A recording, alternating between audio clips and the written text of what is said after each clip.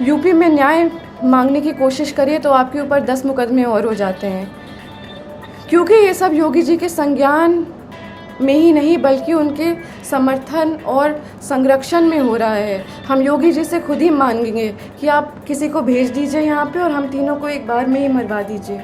नमस्कार दोस्तों, शोषण आप ये शब्द जरूर सुने होंगे, चाहे वो छोटे घरों में या बड़े घरों में। ऐसे में दोस्तों उत्तर प्रदेश के कुंडा से 6 बार विधायक रह चुके राजब भैया की पत्नी भानवी सिंह ने राजब भैया पर आरोप लगाया था डोमेस्टिक वायलेंस का, पारिवारिक हिंसा का। उन्होंने बताया था कि उनके साथ मारपीट होती है और साथ में राजब भैया के पास बहुत बड़े हथियारों का जखीरा है। दोस्तों उन्होंने ये चिट्ठी भी लिखी थी होम मिनिस्ट्री को, तो होम मिनिस्ट्री ने जांच के लिए यहाँ पर भेजा भी है। ऐसे में दोस्तों एक बार फिर से ये मामला और गर्मा गया है, क्योंकि राजब भैया की बेटी जो एक स्टेट लेवल की खिलाड़ी भी रह चुकी है, उन्होंने राजब भैया पर संगीन और गंभीर आरोप लगाया है। उन्होंने राजब भैया के साथ साथ योगी सरकार पर भी गंभीर आरोप लगाया है। उन्होंने कहा है कि यार आप मरवाना ही चाहते हो हमें और हमारी मम्मी को, तो आप एक साथ भेजकर मरवा दीजिए। इसमें दोस्तों राजब भैया की पत्नी और बेटी दिल्ली में रहती हैं, तो देखिए उन्होंने क्या कहा है। प्रणाम। हम बहुत त्रस्त होकर के योगी जी से एक मांग कर रहे हैं कि आप एक बार में ही हमको, हमारी माँ को और हमारी बहन को एक बार में ही मरवा दीजिए, लेकिन इस तरह धीरे धीरे करके हमारे हाथ पैर मत काटिए।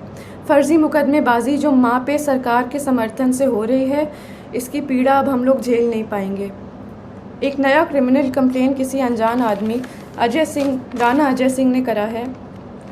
इसमें मेरी माँ पे निराधार आरोप लगा के उनको फैज़ाबाद बुलाया जा रहा है, जहाँ हम लोग कभी गए भी नहीं हैं। हज़रतगंज थाने में भी फर्जी एफआईआर और मुकदमे चल रहे हैं। डीसीपी कहते हैं कि उन्हें जानकारी नहीं है और एसएचओ कहते हैं कि ऊपर का मामला है और हमारे पास वॉइस रिकॉर्डिंग है, क्योंकि हम बिना प्रमाण के बात नहीं करते। एमएचए और इंटरनल सिक्योरिटी ने यूपी पुलिस को कार्रवाई करने को कहा है और यूपी पुलिस प्रशासन मम्मा को ही परेशान कर रही है। सेंटर ने लिखा है कि mamma's evidence is self explanatory, मतलब सबूत ही प्रमाण है। जान लेने की धमकी के बाद भी प्रमाण सहित SCAR L, assault rifle, sub machine guns, MP5, AUG weapons और अनगिनत 9mm पिस्टल का प्रमाण लोकेशन सहित देने के बाद मम्मा के ही ऊपर फर्जी मुकदमे चल रहे हैं और उनको उसी उत्तर प्रदेश में बुलाया जा रहा है जहां उनके ऊपर गोली चली है, जान का खतरा है और जान से मरने की धमकी मिली है। ये सब योगी जी के सरकार और संरक्षण में हो रहा है और क्षत्रिय धर्म हमें ये नहीं सिखाता। सेंटर से जांच के ऑर्डर को लेने के बाद योगी सरकार और यूपी पुलिस प्रशासन मम्मा को चुप कराने के लिए उनके ऊपर फर्जी कंप्लेन मुकदमे लगा करके उनको वहीं बुला रही है।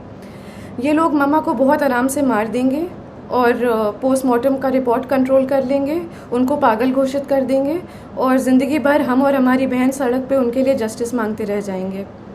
बाहुबल, पैसा और सीएम योगी के समर्थन से हम सालों से उत्पीड़ित हैं। डोमेस्टिक वायलेंस में मम्मा के रिब्स तोड़कर लंग्स में खून चला गया था। हॉस्पिटल की रिपोर्ट बदलवा दी गई थी, एंट्री नहीं कराई थी हॉस्पिटल में। वो खून अब सूख करके एक patch of blood on her lungs हो गया है और जहाँ पे वो पैच ऑफ ब्लड है वहाँ का लंग्स एक्सपैंड और कॉन्ट्रैक्ट नहीं कर पाता, उनके रिब्स गलत जुड़ गए हैं। एम्स दिल्ली की रिपोर्ट भी है और ये permanent damage to irreplaceable organs है। दिल्ली पुलिस जब कार्रवाई करने के लिए लखनऊ गई तो दिन दहाड़े गवाहों के घर जाके यूपी पुलिस के गनर्स ने गवाहों को डराया, धमकाया और चुप कराया। ये वो गनर्स हैं जो सिक्योरिटी के लिए अलॉट होते हैं। ऐसे खतरनाक प्रमाण देने के बाद भी यूपी पुलिस का रवैया ये है और मम्मा पे अत्याचार ज़ोर शोर से है, कार्रवाई शून्य। जानलेवा धमकी के बाद, गोली चलाने के बाद हम किस उम्मीद से जाएं उत्तर प्रदेश ये मुकदमे लड़ने के लिए।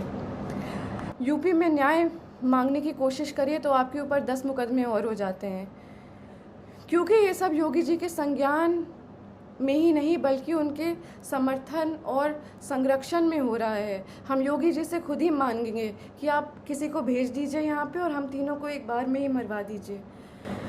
हम सालों से पीड़ित हो चुके हैं और मम्मा की बिगड़ती हालत देखते हुए हमारी तबीयत भी ख़राब हो रही है। या तो कार्रवाई कराइए या तो हमारी जान ले लीजिए। दोस्तों ऐसे मुद्दों पर आपका क्या कहना है आप लोग जरूर बताइएगा कमेंट बॉक्स में। और आप लोग ये भी बताइएगा क्या दोषी को सज़ा मिलनी चाहिए या नहीं, अब दोषी चाहे जो हो। दोस्तों ऐसी वीडियो देखने के लिए चैनल को सब्सक्राइब, वीडियो को लाइक जरूर कीजिए। मिलते हैं अगली वीडियो में, तब तक के लिए नमस्कार, जय हिंद, जय भारत।